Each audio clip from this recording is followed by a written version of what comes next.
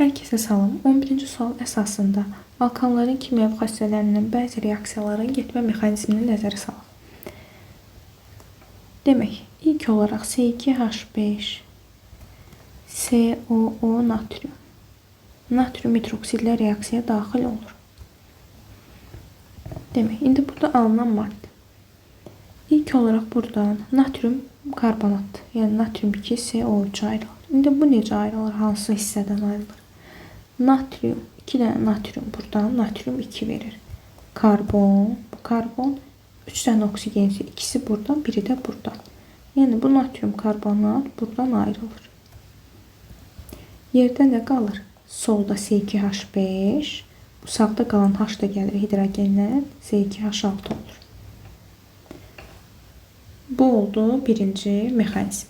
Buradan alınan maddə isə deyir, xlorla reaksiya daxil olur. Natrium karbonat xlorla reaksiya daxil olmadığı üçün X maddəsi C2H6-dır. İndi C2H6 4 mol xlorla reaksiyaya daxil olur.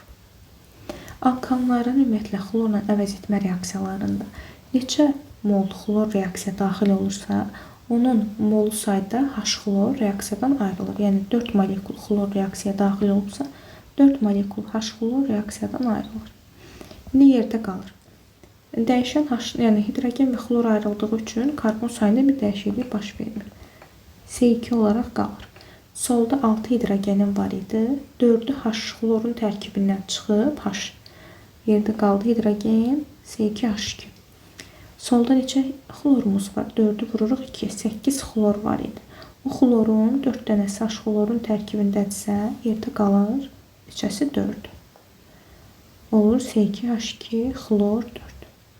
Yəni başqa bir nümunə üzərindən baxsaq. Məsələn, C3H8. 3 mol xlorla reaksiya daxil olub.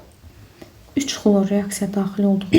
Yəni neçə molekul xlor reaksiya daxil olursa, o qədər mol sayda H-xlor çıxır.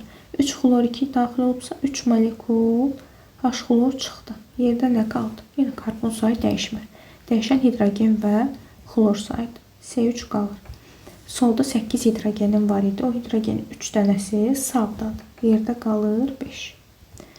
Solda 6 xlor var. Sağda 3 xlor var. Demək 3 xlor çatışmır. Olur C3H5 xlor 3.